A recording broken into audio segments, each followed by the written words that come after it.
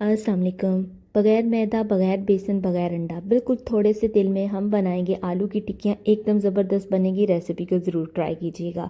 तो यहाँ पर हमने 500 ग्राम आलू लिए हैं जिनको हमने ठंडा कर लिया। उसके बाद एक अदद प्याज लिया है जिसको मैंने छोटा छोटा इस तरह से काट लिया था, और थोड़ा सा धनिया और 1/4 टीस्पून कुटी हुई सब्ज़ मिर्च ले ली थी। आप चाहें तो काट भी सकते हैं। उसके बाद कुछ स्पाइसेस लिए हैं जिसमें नमक, मिर्च, हल्दी, सूखा धनिया, चाट मसाला और थोड़ा सा ज़ीरा पाउडर था, वो डाल दिया। उसके बाद हमने यहाँ पर 1 टेबलस्पून कॉर्नफ्लोर का डालना है और 2 चम्मच आपने चावल का आटा डालना है। चावल का आटा आपके कबाब को इतना क्रिस्पी और ज़बरदस्त बना देगा कि आप हैरान रह जाओगे रिजल्ट्स देखकर। उसके बाद अच्छे से बस मिक्स कर लें, और इसके अंदर ना तो कोई मैदा, बेसन, ना ही अंडा, कोई चीज़ भी आपने नहीं डालनी। तो बस इस तरह से अच्छे से मिक्स करें, पेस्ट को बना लें।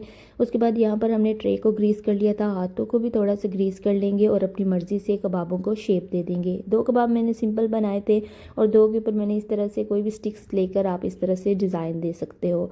तो बस कबाब बनाने के बाद हमने इसे 10 मिनट के लिए फ्रिज में रखा था ताकि ये बिल्कुल सेट हो जाए। उसके बाद हमने थोड़ा सा बिल्कुल तेल डालना है। यहाँ पर मैंने 2 से 3 चम्मच बस तेल डाला था।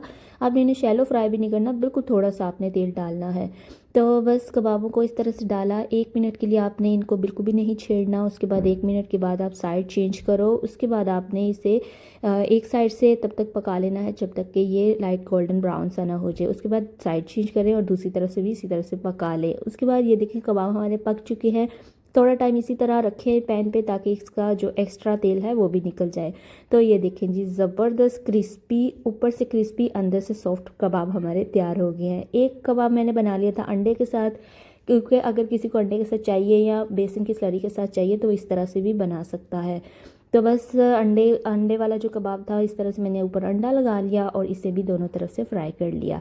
तो ज़बरदस्त से कबाब हमारे तैयार है। इस तरीके से आप ट्राई करिएगा और फिर अपना फीडबैक ज़रूर दीजिएगा। मुझे उम्मीद है कि रेसिपी आपको बहुत पसंद आएगी। Thank you so much. जज़ाकल्लाह खैर। मिलते हैं एक नई